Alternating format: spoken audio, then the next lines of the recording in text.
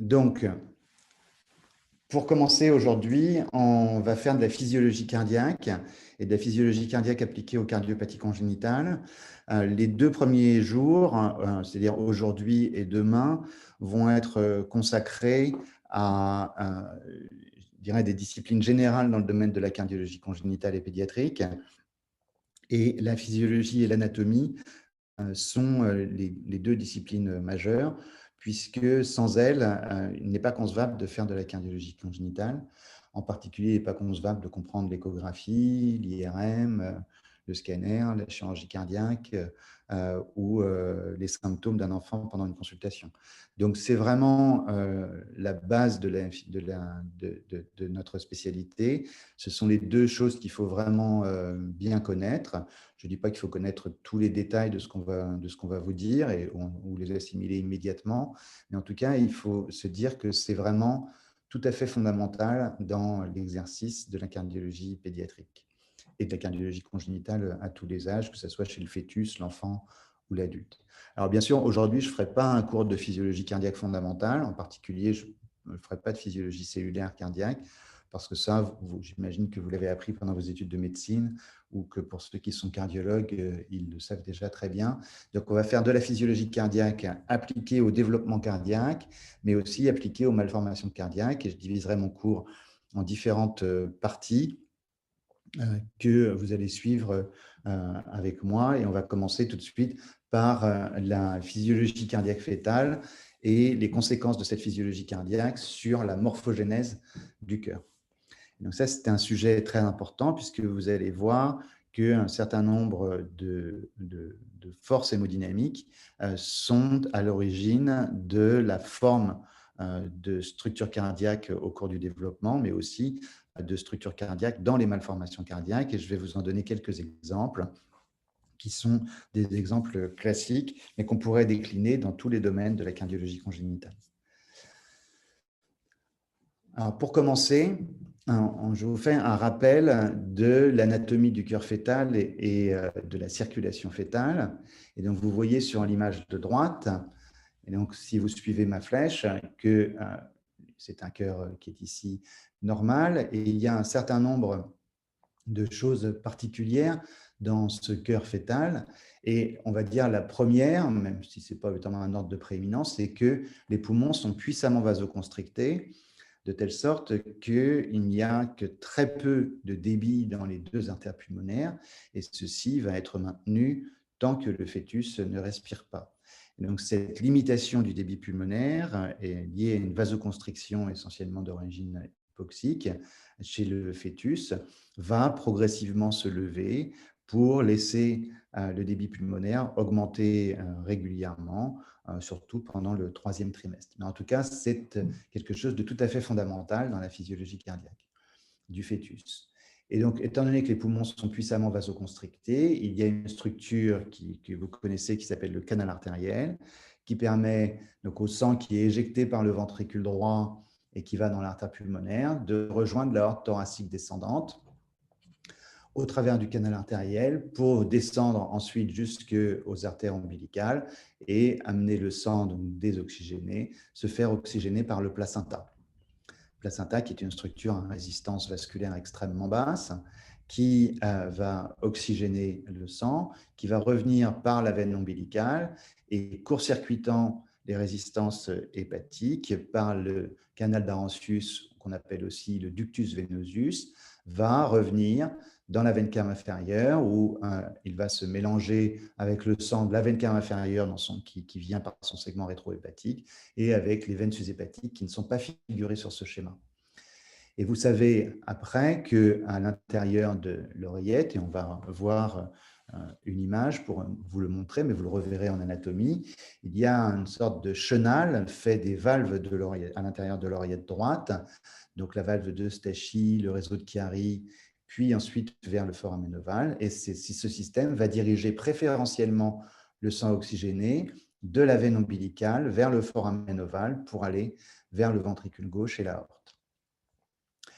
Donc, qu'est-ce qu'on remarque? On remarque que j'ai décrit 3 shunts anatomiques physiologiques pendant la vie fœtale. Le canal artériel qui court-circuite les poumons, le ductus venosus qui permet de ramener le sang oxygéné de la veine ombilicale à basse résistance dans la veine cave inférieure, et enfin le foramen ovale. Ceci conduit aux différences de couleur que vous voyez sur le schéma, à savoir que le sang le plus oxygéné va aller préférentiellement vers l'oreillette gauche, le ventricule gauche, l'aorte ascendante jusqu'au canal artériel, ce qui va maintenir ou en tout cas préserver l'oxygénation à la fois du cœur par les intercoronaires et du cerveau par les vaisseaux à destinée encéphalique. Et ceci est un élément très important de la croissance du fœtus. Et vous savez que dans certains retards de croissance, en particulier d'origine vasculaire ou d'origine nutritionnelle, eh bien, il y a une préservation de l'oxygénation et de l'anabolisme à la fois du cœur et du cerveau, ce qui fait qu'on peut voir des retards de croissance intra-utérins qui sont disharmonieux avec des enfants qui ont des périmètres crâniens normaux alors que le reste du corps est franchement hypotrophe. Et à l'inverse, dans le circuit à droite, eh bien, le sang qui vient des deux veines caves supérieures et inférieures et du sinus coronaire, qui n'est pas représenté ici, va aller préférentiellement vers le ventricule droit, l'artère pulmonaire, pour ensuite être court-circuiter les poumons et descendre dans l'aorte thoracique descendante vers les artères ombilicales où il retourne se faire oxygéner. Et donc, cette circulation n'est pas une circulation en série, comme on peut l'observer dans un cœur postnatal, où les veines caves sont suivies de l'oreillette droite, puis du ventricule droit, de l'artère pulmonaire, des capillaires pulmonaires, des veines pulmonaires, l'oreillette gauche, ventricule gauche, aorte, capillaire systémique, etc. Donc, il n'y a pas de circuit qui soit fermé. C'est un circuit qui est ouvert, dans lequel les deux circulations sont, on va dire, en quelque sorte mélangées, mais vous voyez qu'il y a quelques différences de couleur en ce qui concerne l'oxygénation, mais en tout cas, le circuit se fait en parallèle et non pas en série.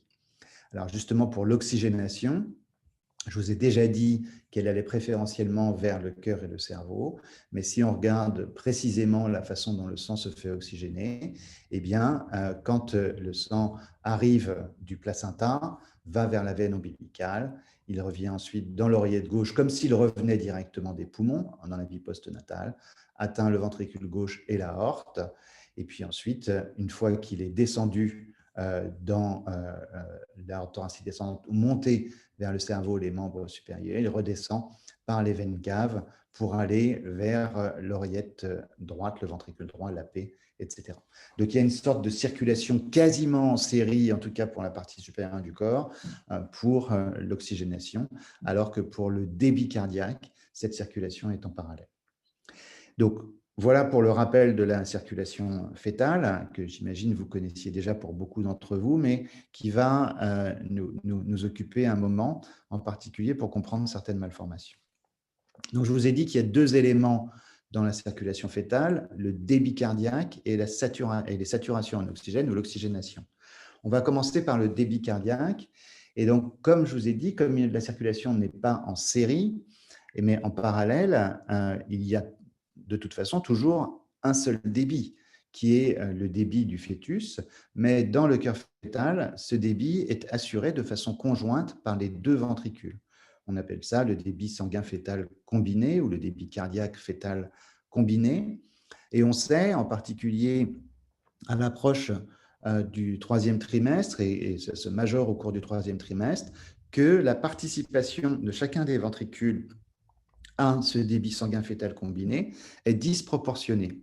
En effet, si on considère que le débit représente 100%, eh bien, sur les chiffres que j'ai mis sur ce schéma et que je reprendrai tout au long du cours sur la circulation fœtale, on voit que le ventricule gauche, qui est situé ici, assure 34%, donc ce sont des pourcentages dans les ronds bleus, 34% du débit cardiaque, alors que le ventricule droit assure, lui, 66% du débit cardiaque. Donc, j'ai pris ces chiffres à titre d'exemple, et on va voir pourquoi cette situation survient, mais surtout, on va voir quelles conséquences cela va avoir sur la morphologie du cœur. La notion qui est importante à connaître est que la quantité de sang qui traverse une structure cardiaque détermine sa taille ou son volume pour des cavités, son diamètre pour un vaisseau ou pour un orifice. Et donc, on comprend bien à ce moment-là que la quantité de sang qui va suivre l'éjection du ventricule gauche est moindre que celle qui va suivre l'éjection du ventricule droit, et par voie de conséquence, ce que reçoit l'aorte ascendante va être 34%, et ce que reçoit l'artère pulmonaire, ça va être 66%, et donc l'aorte et l'artère pulmonaire vont être disproportionnées en taille, avec une artère pulmonaire qui est plus grosse que l'aorte. Souvenez-vous que si vous voulez traduire ça en diamètre, il ne faut pas tenir compte des pourcentages, puisqu'il va y avoir un carré dans la formule et qui va faire interpréter les diamètres de façon un petit peu différente. Mais en tout cas, il y a une disproportion forte entre l'aorte et l'artère pulmonaire, puisqu'elles sont traversées pendant la vie fœtale, ou au moins pendant le troisième trimestre, par une quantité différente de sang. Alors, si on continue à suivre la quantité de sang qui sort des ventricules à l'éjection, prenons d'abord l'artère pulmonaire, 66% dans le tronc de l'artère pulmonaire, et une petite partie, seulement 7% sur cet exemple, va atteindre les artères pulmonaires elles-mêmes pour aller vers les poumons, puisque ceux-ci sont puissamment vasoconstrictés. Et donc le reste, c'est-à-dire 66 moins 7, va traverser le canal artériel, et ça fait 59% pour rejoindre l'aorte thoracique descendante. À gauche, on a 34% qui sont éjectés par le ventricule gauche, qui va donner 3% aux artères coronaires pour vasculariser le cœur, et il va rester 31% dans l'aorte au-dessus de la jonction sinotubulaire, qui vont distribuer 21% aux vaisseaux à destinée encéphalique et à la partie supérieure du corps, laissant seulement 10% pour l'isthme aortique. Et donc là, on voit tout de suite l'anatomie normale de la crosse de l'aorte, avec une aorte ascendante qui est plus grosse que l'aorte horizontale et qui elle-même est plus grosse que l'isthme aortique. L'isthme portant bien son nom, puisqu'il sépare la sous-clavière gauche de l'implantation du canal artériel, et c'est bien évidemment la partie la plus petite de l'aorte, puisqu'elle permet de joindre deux régions de diamètre différents. En effet, dès que le canal artériel s'implante, les 10% rejoignent les 59% qui traversent le canal artériel pour donner 69% dans l'aorte thoracique descendante, qui est donc quasiment aussi grosse, enfin qui est aussi grosse, on va dire, que l'artère pulmonaire. Donc ces disproportions de taille des vaisseaux de la base du cœur sont donc expliquées par le débit qui les traverse pendant la vie fœtale. Maintenant, revenons à ce qui se passe dans les oreillettes. Quel est le retour veineux? Donc à gauche, le retour veineux pulmonaire, c'est 7%. C'est uniquement ce qui a traversé les poumons depuis l'artère pulmonaire.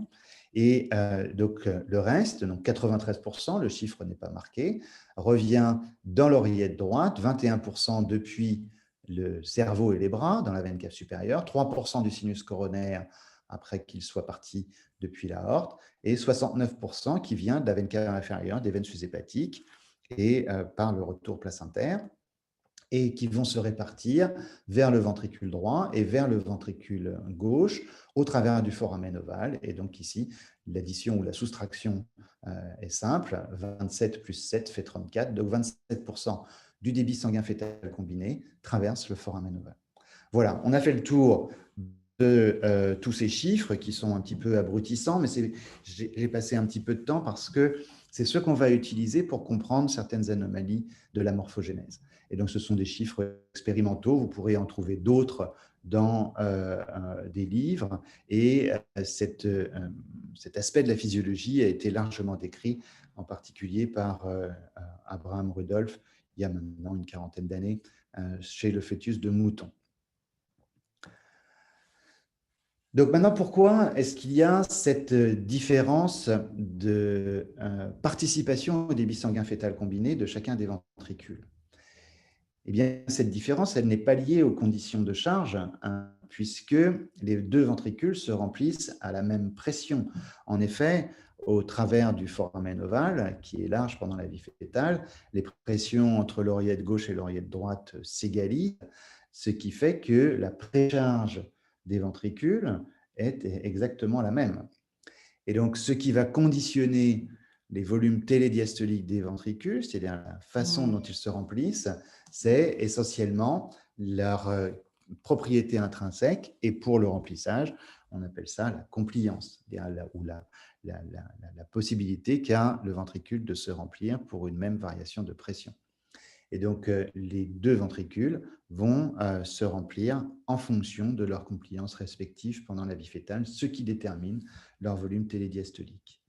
De la même façon, les deux ventricules se vident à la même post-charge, puisque ces ventricules regardent les deux gros vaisseaux qui communiquent tous les deux par le canal artériel largement ouvert, qui n'est pas restrictif. Donc, ils regardent les résistances fœtales, les résistances pulmonaires et les résistances placentaires, tous deux au travers du canal artériel. Et donc, leur post-charge est identique. Donc, ce qui va déterminer leur volume télésystolique, c'est leur performance contractile, ou ce qu'on appelle l'élastance télésystolique. Et cette élastance télésystolique est une des propriétés intrinsèques des ventricules que nous allons voir un petit peu plus tard et qui est assimilée à la contractilité ventriculaire. Et donc, les deux ventricules se remplissent à la même précharge et à la même post-charge. Donc, leurs volumes sont définis effectivement par les conditions de charge, mais strictement identiques, et par leurs propriétés intrinsèques, le volume télésystolique par la contractilité et le volume télédiastolique par la compliance. Donc, ceci peut vous paraître pour l'instant très ésotérique, mais on va voir ça assez longuement tout à l'heure quand on fera la physiologie des shunts et l'insuffisance cardiaque, et on utilisera pour ça l'idée des courbes pression-volume. Donc, effectivement, les volumes d'éjection systolique des ventricules, qui sont égaux à la différence entre le volume télédiastolique et le volume télésystolique, et donc les volumes éjectés, vont être fonction des propriétés myocardiques. Et ces volumes, comme je vous le disais sur la diapositive du débit sanguin fœtal combiné, ont des conséquences importantes sur la croissance des ventricules et des vaisseaux qui les suivent. Donc, quelles sont ces propriétés myocardiques? On le reverra un petit peu plus tard, mais je vous montre tout de suite une courbe pression-volume avec donc en abscisse les volumes ventriculaires et en ordonnée les pressions. Donc, cette courbe pression-volume correspond pour une fibre myocardique à une courbe tension-longueur. Et donc, pour tracer la courbe du bas, qui a une forme d'exponentielle ici, il faut imaginer que vous tirez sur un élastique et que vous percevez la force de rappel de cet élastique. Et donc, si vous imaginez cela, vous comprenez tout de suite que plus vous tendez l'élastique, plus vous augmentez sa longueur, plus la force de rappel va être forte. Autrement dit, plus la sensation de rigidité va augmenter jusqu'à éventuellement ce que l'élastique claque.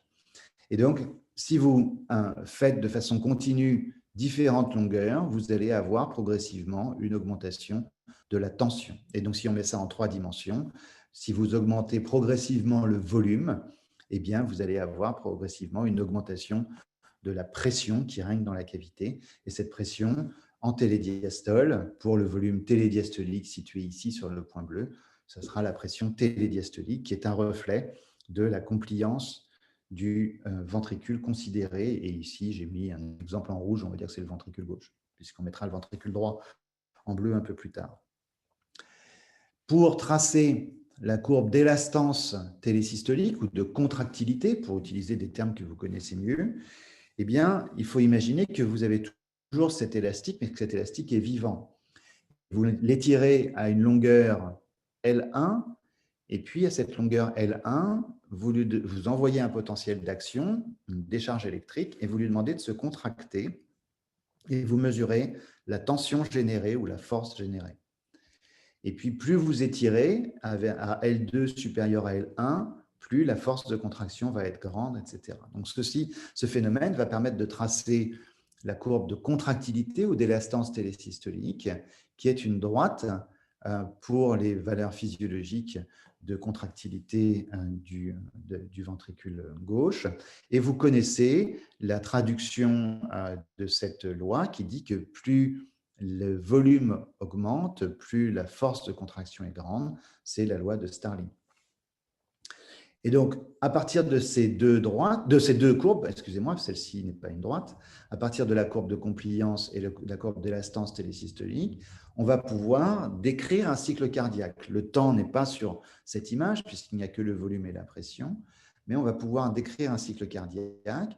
Et si on part ici du volume télésystolique, que je n'ai pas projeté sur l'axe des abscisses, le cœur va se remplir en suivant sa courbe de compliance ou sa courbe de relation pression-volume passive, atteindre le volume télédiastolique qui va générer la pression télédiastolique.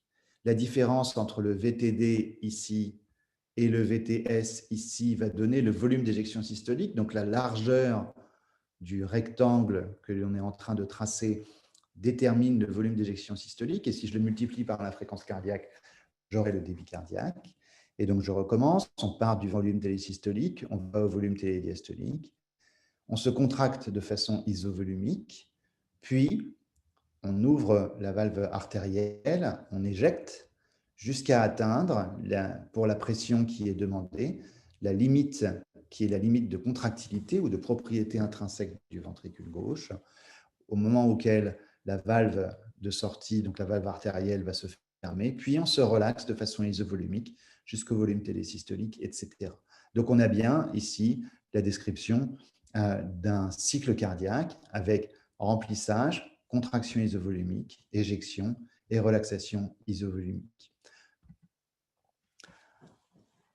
Si maintenant on superpose ces courbes pression-volume pour le ventricule gauche en rouge et pour le ventricule droit en bleu pointillé, eh bien, on voit qu'elles sont sensiblement un peu différentes chez le fœtus. Et vous voyez à droite une coupe de l'orientation des fibres musculaires dans les deux ventricules, et vous voyez bien qu'elles ont une organisation complètement différente, même si je ne vous dis pas à quoi ça correspond. On voit bien que le ventricule gauche a une organisation de fibres circulaires, alors qu'elles ne le sont pas pour le ventricule droit avec cette vision colorimétrique en microscopie. Et on voit ici sur la courbe pression-volume chez un fœtus, le ventricule gauche comme je vous l'ai montré, et on voit chez le fœtus que le ventricule droit est un peu plus compliant et que pour une même pression de remplissage, left atrium, LA, right atrium, RA, eh bien, on a un volume télédiastolique du ventricule droit qui est un peu plus vaste que le volume télédiastolique du ventricule gauche. De façon similaire, les contractilités ou élastances télésystoliques sont un tout petit peu différentes, avec un ventricule gauche un peu plus contractile, c'est-à-dire que pour une moindre variation de longueur, la force de contraction va être plus grande ou la tension générée va être plus grande. Donc le ventricule gauche est un peu plus contractile que le ventricule droit, ce qui fait que le volume télésystolique du ventricule droit va être un petit peu plus vaste que le volume télésystolique du ventricule gauche. Et si vous regardez maintenant la largeur des carrés, et je ne l'ai pas représenté, la largeur du carré rouge, qui correspond au volume d'éjection systolique du ventricule gauche, est moindre que la largeur du carré fait en pointillé bleu, donc que celui du ventricule droit, ce qui correspond et qui explique la différence de la participation au débit sanguin fœtal combiné que j'ai donné tout à l'heure. Et donc, ce sont bien les propriétés intrinsèques des deux ventricules qui déterminent leur volume, puisque les pressions de remplissage entre l'oreillette gauche et l'oreillette droite sont identiques, donc les pressions télédiastoliques sont identiques, et que la pression demandée est la même, puisque l'artère pulmonaire PA, pulmonary artery, et l'aorte, eh bien, communiquent largement par le canal artériel, et donc la demande en termes de pression est exactement la même, ou la post-charge des deux ventricules est la même. Pour l'oxygénation, et j'y reviens brièvement, puisqu'on utilisera un exemple tout à l'heure pour connaître le rôle de l'oxygénation dans la morphogénèse, eh bien, c'est un autre schéma, mais vous le reconnaissez.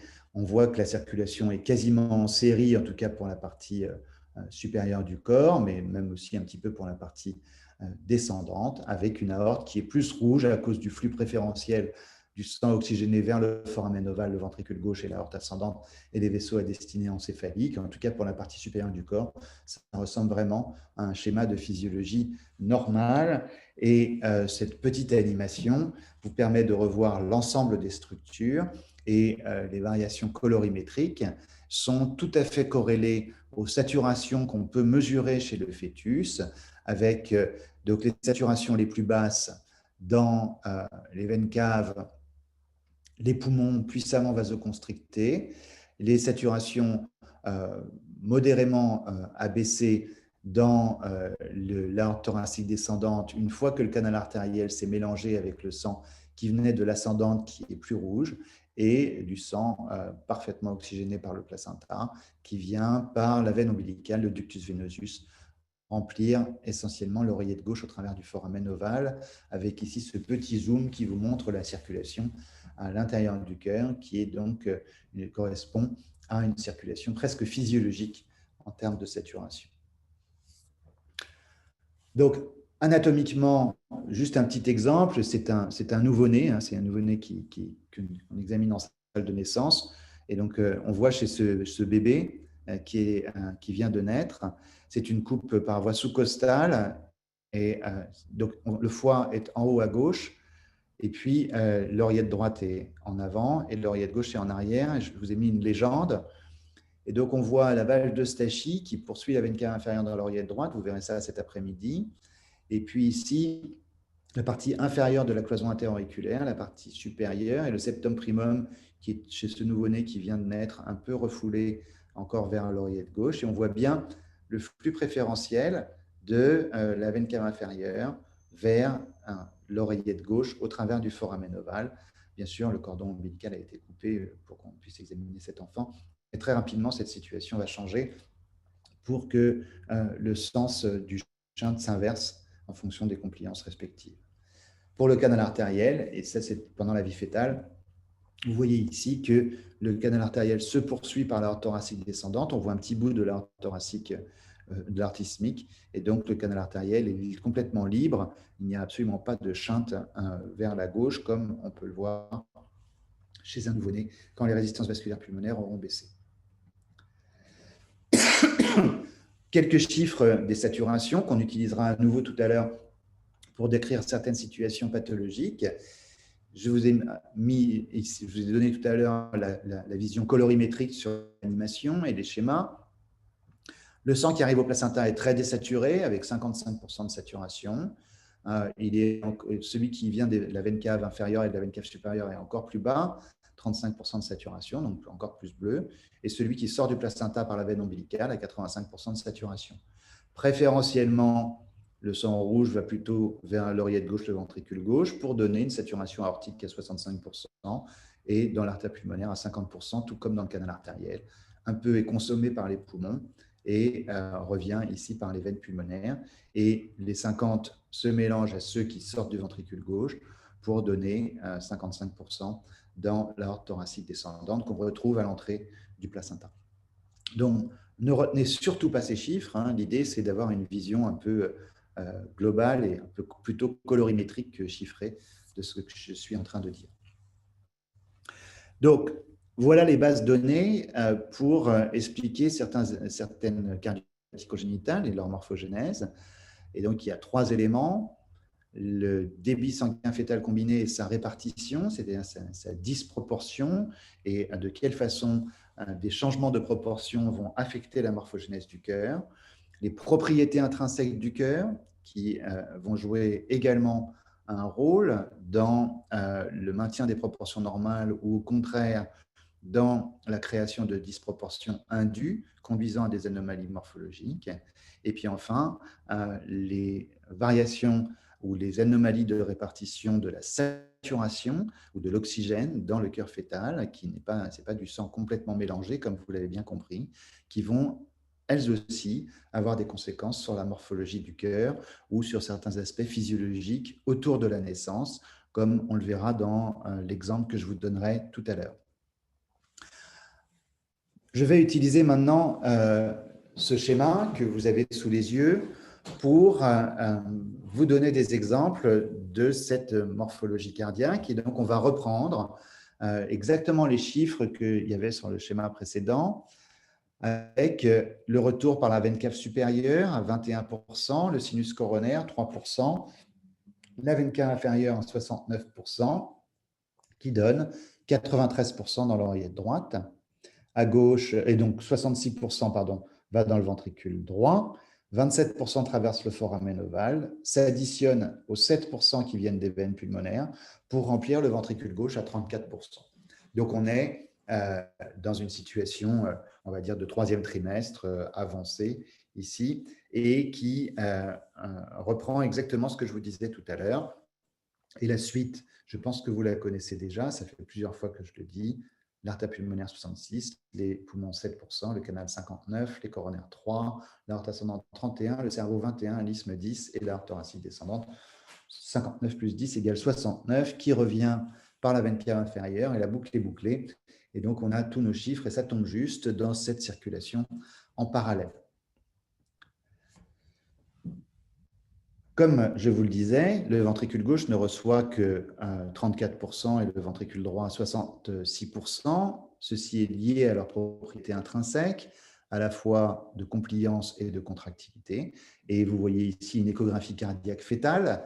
Et pour ceux qui n'en ont pas vu, eh bien, je mets la légende. Vous voyez l'oreillette gauche, l'oreillette droite, le ventricule droit et le ventricule gauche. Et vous voyez parfaitement que la cavité, c'est-à-dire ce qui est noir, du ventricule gauche est plus petite que la cavité du ventricule droit. Et ceci, c'est une échographie cardiaque fétale normale du troisième trimestre, où on voit que la répartition du débit sanguin fétal combiné et sa disproportion dictent les volumes ventriculaires.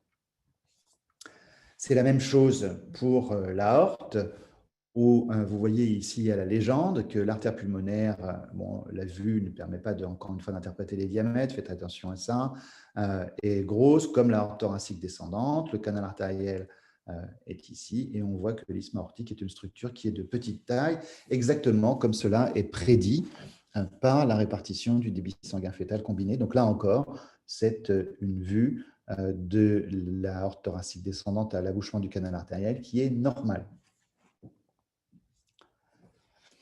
Alors, cette distribution du débit sanguin fœtal combiné est une force pour la perfusion du fœtus, puisque si on enlève un ventricule, eh bien, le fœtus va continuer de circuler sous réserve qu'il n'y ait aucun blocage sur le circuit, aucune restriction, aucune nécessité de forcer un obstacle. Et donc, en enlevant un ventricule, on va avoir une circulation fœtale qui va être maintenue jusqu'à la naissance, où elle posera problème, bien sûr, mais ça fera l'objet de nombreux cours dans cette semaine ou dans les semaines qui suivront. Et donc, enlever un ventricule ne pose pas de problème. De la même façon, si on inverse anatomiquement les oreillettes, les ventricules ou les vaisseaux, cela ne posera pas non plus de problème puisque la circulation, en tout cas sur le plan hémodynamique, se fera normalement, même si on verra que cela est susceptible de poser des problèmes en termes de développement quand il y a des discordances ventriculo-artérielles en particulier.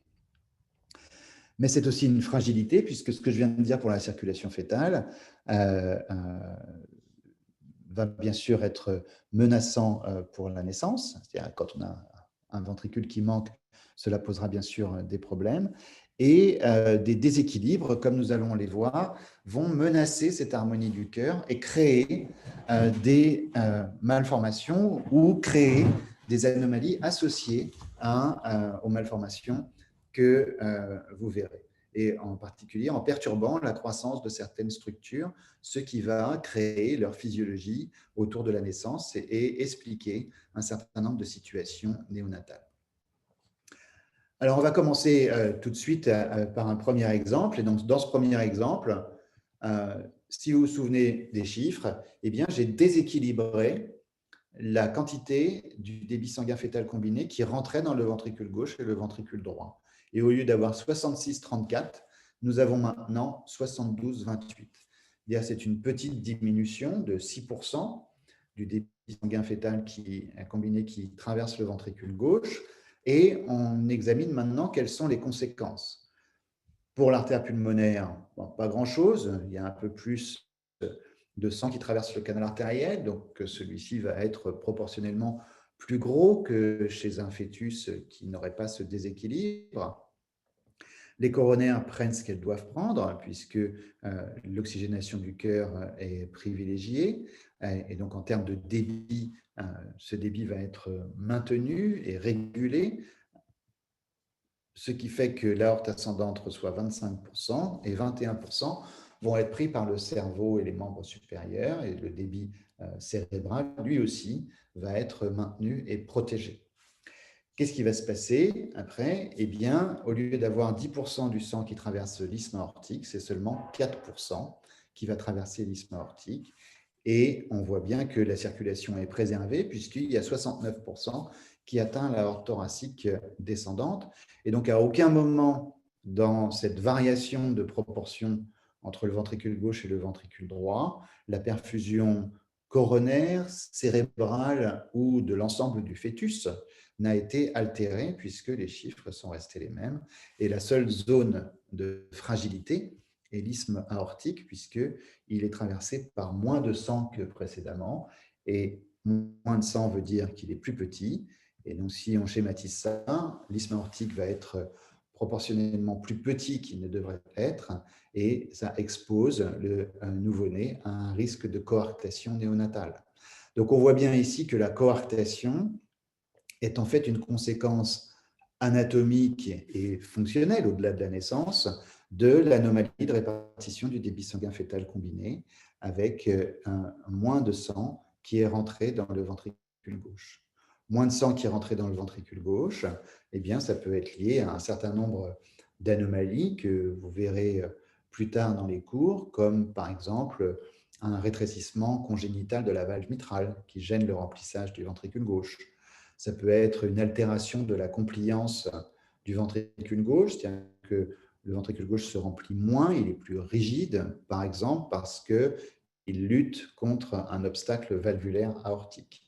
Et donc, tout ceci est bien connu. Et en effet, vous apprendrez, si vous ne le savez pas déjà, que chez les nouveau-nés qui ont des coarctations, eh bien, il faut regarder en amont s'il y a des anomalies de la valve aortique ou de la valve mitrale qui ont été susceptibles de réduire le débit sanguin fœtal combiné pendant la gestation, le 2e ou le 3e trimestre, et qui seraient la cause du développement de la coarctation isthmique. Si on examine ce scanner de l'aorte, vous voyez très bien ici l'aorte ascendante qui a un calibre, on va dire, normal ici, qui va donner les vaisseaux à destinée encéphalique. Et dès qu'elle a donné le tronc artériel brachiocéphalique et la carotide primitive gauche, elle devient petite, elle donne la sous-clavière, et puis elle se poursuit par un isthme qui est petit et qui vient se terminer par une zone rétrécie qui est la zone de coarctation. Et le gros tuyau qui est là, qui décrit cette crosse qu'on voyait sur l'échographie du canal tout à l'heure, eh bien, c'est le canal artériel et l'aorte thoracique descendante. Donc, l'aorte ascendante est plus petite que la descendante, on s'y attend. Et l'aorte horizontale, dès qu'elle a donné les vaisseaux du cou, devient minuscule. Et donc, on voit bien ici la genèse hémodynamique de la coarctation de l'aorte. Donc, ce premier exemple est un exemple très classique et il a des conséquences pratiques puisque ça fait partie du métier de cardiologue congénitaliste, de regarder en amont, comme je vous le disais, la valve aortique et la valve mitrale, mais aussi du dépistage de la coarctation pendant la vie fœtale ou l'accentuation anormale de l'asymétrie entre le ventricule gauche et le ventricule droit fait suspecter la constitution postnatale d'une coarctation de l'aorte. Donc, cette physiologie a bien sûr des conséquences sur la pratique de la cardiologie pédiatrique et de la cardiologie périnatale. Alors, prenons maintenant un autre exemple, puisque je vous disais qu'on peut enlever un ventricule ou quasiment enlever un ventricule sans qu'il ne se passe quoi que ce soit. Et j'ai pris ici, toujours avec ce même schéma, une malformation qui est l'atrésie de la valve tricuspide, c'est-à-dire que la valve tricuspide est fermée. Cette tricuspide est fermée et pour être cohérent avec la réalité de cette malformation, dans sa forme la plus classique, j'ai dessiné une communication interventriculaire et puis j'ai épaissi la valve pulmonaire pour dire que celle-ci était un peu rétrécie. Et donc, le sang va circuler de la façon suivante. Il y a toujours 93% du sang qui revient dans l'oreillette droite, puisque nous avons dit que la circulation a été maintenue, et donc il n'y a pas de problème circulatoire. Et ces 93% vont traverser le foramen ovale pour aller dans l'oreillette gauche, où ils vont rejoindre les 7% qui viennent des veines pulmonaires pour aller dans le ventricule gauche, qui est la seule entrée du cœur au travers de la valve mitrale. Donc là, ce qu'on voit déjà, c'est que au lieu d'avoir 27% du sang qui traverse le foramen ovale, on a maintenant 93% du sang qui traverse le foramen ovale. Et donc, le foramen ovale est nécessairement plus vaste que celui qu'il ne l'est dans un cœur normal. Donc là aussi, c'est pour vous indiquer une chose qui est très importante dans le domaine de la cardiologie congénitale, c'est que les incohérences, en particulier les incohérences de la physiologie, ne sont pas concevables. Et donc, dans une atrésie de la valve tricuspide, le foramen ovale ne peut pas être petit. Il est nécessairement large puisqu'il a été traversé par presque 3 fois plus de sang, ou même 3 fois plus de sang que dans un cœur normal. Donc, il est nécessairement très large et éventuellement, il y a une très grande communication interauriculaire à la place de la fosse ovale. La deuxième chose, c'est que la surface du cœur est quasiment occupée exclusivement par le ventricule gauche, puisque c'est le seul à se remplir au travers de la valve mitrale. Encore une fois, pour être cohérent avec la vraie vie, on va dire, ou la réalité des malformations, j'ai dessiné une communication interventriculaire et arbitrairement, j'ai dit que 30% du sang traversait cette communication interventriculaire pour être éjecté dans l'artère pulmonaire. Mais ce qu'on voit aussi, c'est que ces 30% va être la seule source de sang pour développer le ventricule droit qui va donc être petit. S'il n'y avait pas eu de communication interventriculaire et que la valve tricuspide eût été fermée, il n'y aurait pas eu de ventricule droit. Et puis on poursuit exactement de la même façon que tout à l'heure, 3% pour les artères coronaires, 30% pour l'artère pulmonaire. Donc l'artère pulmonaire est plus petite qu'une artère pulmonaire normale dans cette forme d'atrésie tricuspide. 7% va dans les poumons.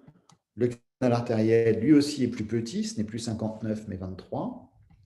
Et puis l'aorte ascendante est plus grosse, donc on va avoir une disproportion, cette fois-ci inversée, entre l'aorte ascendante et l'artère pulmonaire, du fait de la malformation initiale qui est l'atrésie tricuspide.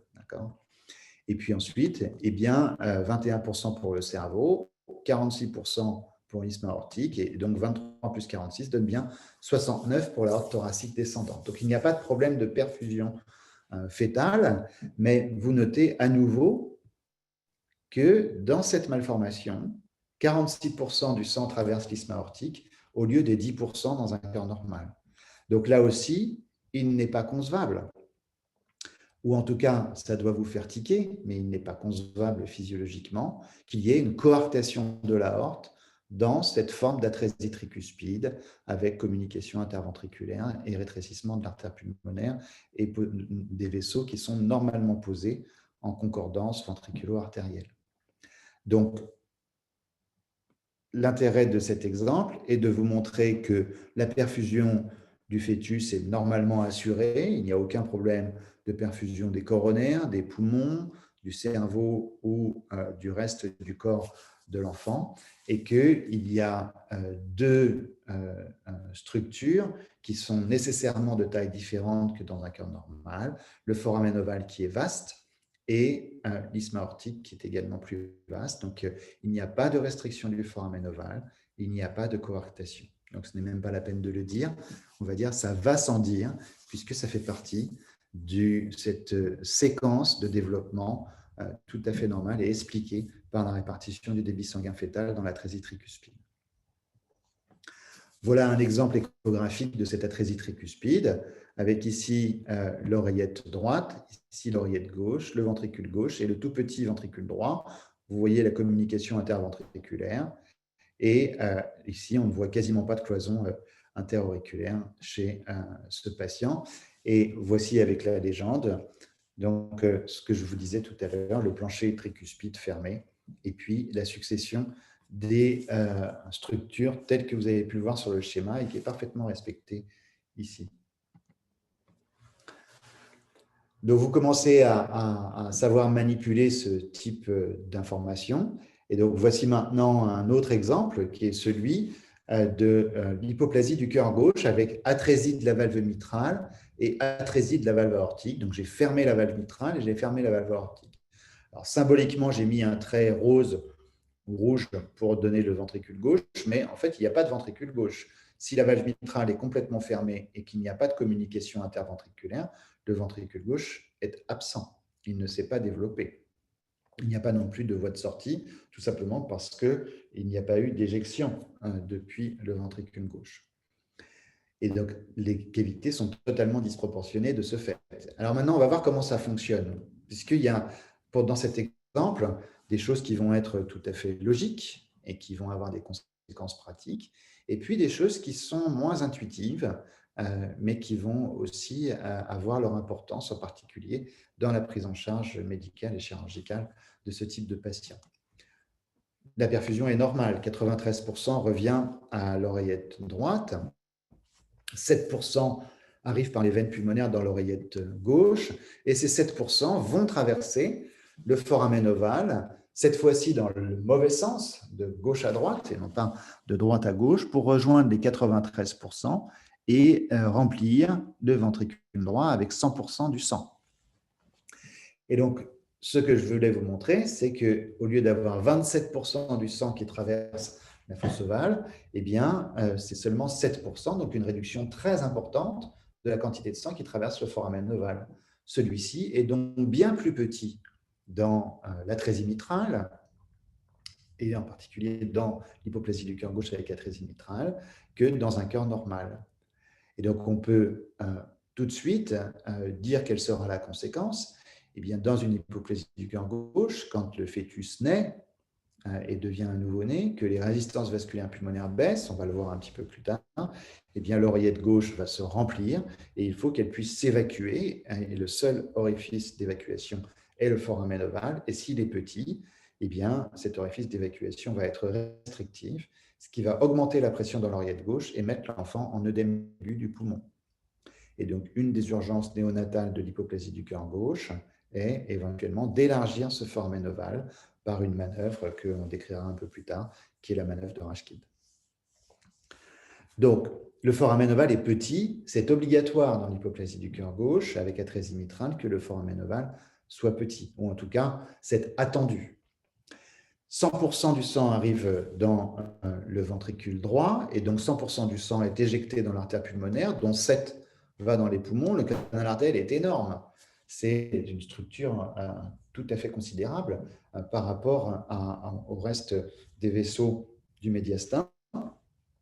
Et 69% du sang va aller rejoindre l'aorte thoracique descendante pour perfuser le fœtus.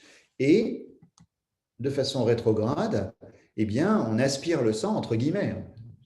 Le sang va retourner à l'envers de façon rétrograde depuis le canal artériel vers les vaisseaux à destinée encéphalique pour alimenter le cerveau, et puis vers l'aorte ascendante. Et donc là, on voit encore une fois des conséquences morphologiques qui sont logiques dans ce type de malformation, avec un isthme aortique qui est plus vaste qu'un isthme aortique normal, c'est-à-dire qu'au lieu d'avoir 10% du sang, on a 24% du sang. Donc, il n'y a en toute logique pas de coarctation isthmique, ou en tout cas pas d'hypoplasie de cette région qu'on appelle l'isthme aortique entre le canal artériel et le sous-clavière gauche dans une hypoplasie du cœur gauche avec atrésie mitrale et atrésie aortique. Et donc, c'est pourtant une cardiopathie, on va dire, entre guillemets, obstructive du cœur gauche, mais il n'y a pas de coarctation. Et une fois qu'on a donné les vaisseaux à destinée encéphalique, l'aorte ascendante est minuscule puisqu'elle ne donne que 3% pour les artères coronaires. Il n'y a rien d'autre à perfuser dans le coin, hein. Et donc, de façon rétrograde, on va avoir une toute petite aorte qui va mesurer 1,5 à 2 mm pour aller donner les deux artères coronaires à la surface du myocarde. Et donc, pas de coarctation et une hypoplasie sévère de l'aorte ascendante. Donc ça, c'est l'hypoplasie du cœur gauche, avec ici, donc sur l'image de gauche, vous voyez, on a enlevé la cloison interauriculaire, c'est pour ça que le trou est grand, donc c'est un patient qui a déjà été opéré. On voit la petite, pardon,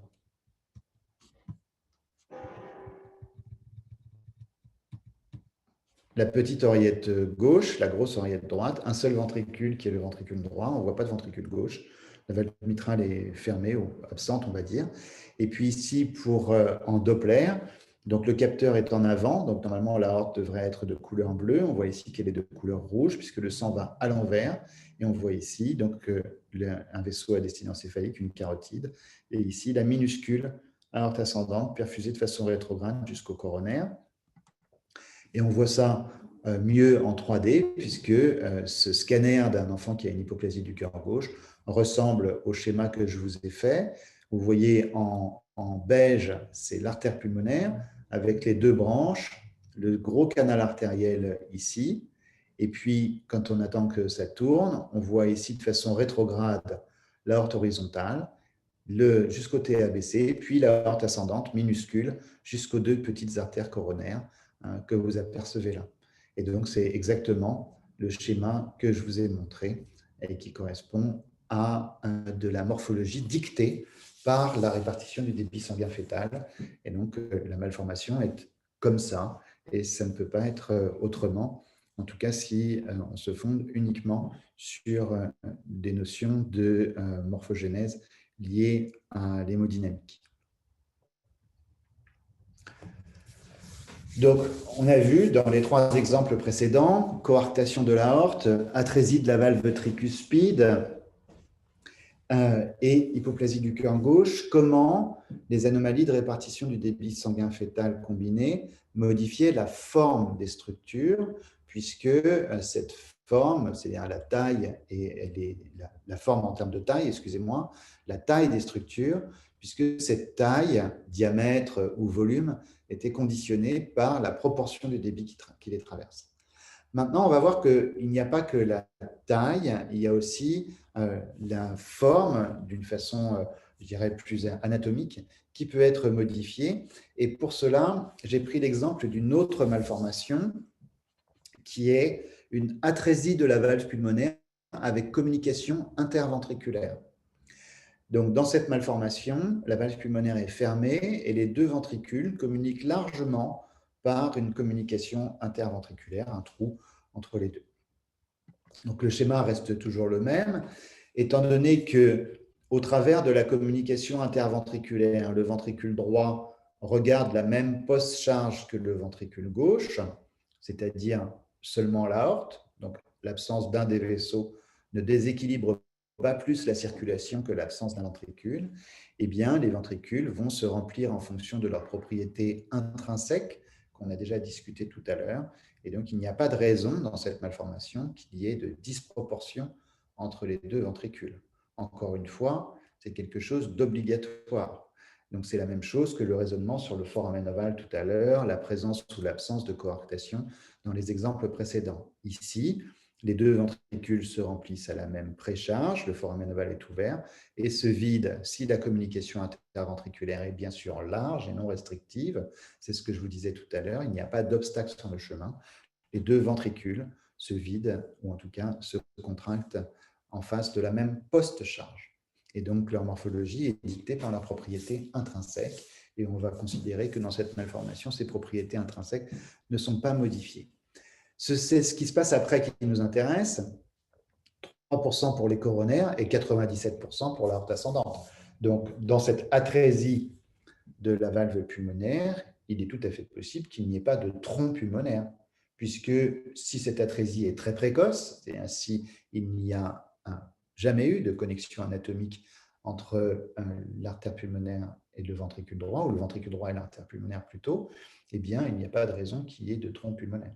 Et donc, cette forme existe. Il y a d'autres formes et peut-être aussi d'autres raisons pour expliquer la présence ou l'absence d'un tronc pulmonaire. Mais continuons avec cet exemple-là. Donc, l'aorte est un vaisseau qui est très gros, qui est le seul vaisseau qui sort du cœur. Généralement, il est à cheval au-dessus de la communication interventriculaire, si j'avais voulu être plus précis sur mon schéma. Et le sang va se distribuer vers le cerveau pour 21%, et il va aller vers les poumons pour une petite proportion au travers du canal artériel, et il va rester donc 69% pour le fœtus qui est normalement vascularisé pour ses coronaires, son cerveau et le reste du corps. Et donc ce qui nous intéresse, c'est le canal artériel. Est-ce que vous vous souvenez que dans les schémas précédents, j'avais mis le canal artériel comme une deuxième crosse qui partait de l'artère pulmonaire et qui allait vers l'aorte thoracique descendante. Et on a vu ça sur les images d'échographie et aussi sur les différents scanners que je vous ai montrés.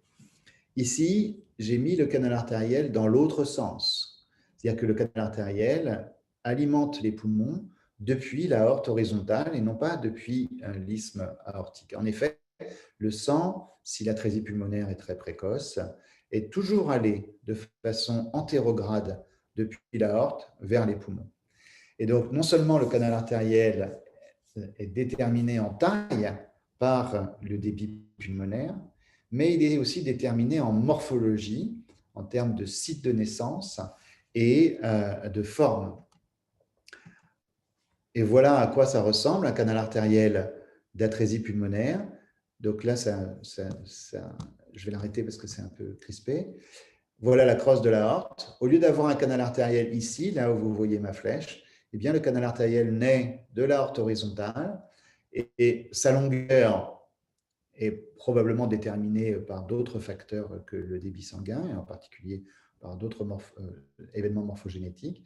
Mais par contre, étant donné qu'il n'a pas la disposition habituelle de crosse, eh bien, il est contourné ici dans une sorte de S ou de S à l'envers pour venir s'implanter sur l'artère pulmonaire. Et donc, cette morphologie du canal artériel, naissant de la concavité de la crosse et ayant cet aspect contourné en S, est une morphologie très caractéristique des atrésies pulmonaires avec communication interventriculaire précoce ou d'autres formes d'atrésie pulmonaire très précoce dans des cardiopathies malformatives extrêmement variées. Et donc, la répartition du débit sanguin fœtal liée à d'autres choses, des anomalies de structure en amont, ici l'atrésie de la valve pulmonaire associée à une communication interventriculaire, va modifier la morphologie du canal artériel au cours du développement, non seulement en taille, mais aussi en forme. Le troisième exemple est la troisième notion, c'est celle des saturations. Comment est-ce que les changements de répartition des saturations dans le cœur fœtal vont influencer la morphogénèse cardiaque et les structures du cœur dans certaines situations.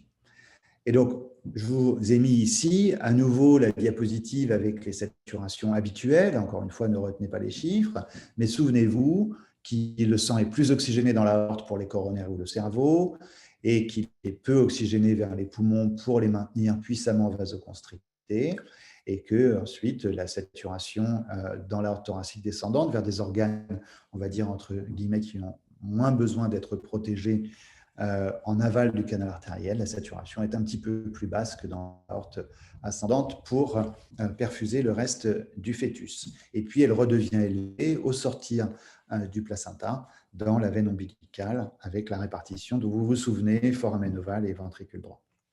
Donc ça, ce sont les saturations normales et on a dit que s'il y avait des finalités, eh bien, c'était la préservation de l'oxygénation du cœur et du cerveau et le maintien de la vasoconstriction pulmonaire. Prenons un exemple qui est celui de l'inversion des gros vaisseaux. Dans l'inversion des gros vaisseaux, donc la transposition des gros vaisseaux, c'est le nom communément admis. Si on utilise de la nomenclature, on pourrait appeler ça la discordance ventriculo-artérielle. où l'aorte sort du ventricule droit et l'artère pulmonaire sort du ventricule gauche. Et donc, on a dit qu'il pouvait manquer un ventricule ou un vaisseau et que ça ne posait pas de problème pour la perfusion du fœtus en termes de répartition du débit, et que les discordances ventriculo-artérielles ou auriculo-ventriculaires isolées étaient bien tolérées. Et effectivement, on ne voit pas pourquoi, je ne vous ai pas remis le schéma, mais vous le ferez éventuellement à titre d'exercice, on ne voit pas pourquoi ça changerait la répartition, pourquoi cette inversion changerait l'hémodynamique, puisque tout communique par le foramen ovale et le canal artériel. Eh bien, dans la transposition des gros vaisseaux, si on reprend une échelle colorimétrique, voilà ce que ça donne, avec à gauche un cœur normal, où vous voyez que l'artère pulmonaire est un petit peu plus violet sombre que l'aorte ascendante, qui est violet clair. Et quand on inverse les choses, eh bien, on voit que l'aorte est plus bleue, ou en tout cas elle est plus foncée, que l'artère pulmonaire. Qu'est-ce que ça va avoir comme conséquence morphologique?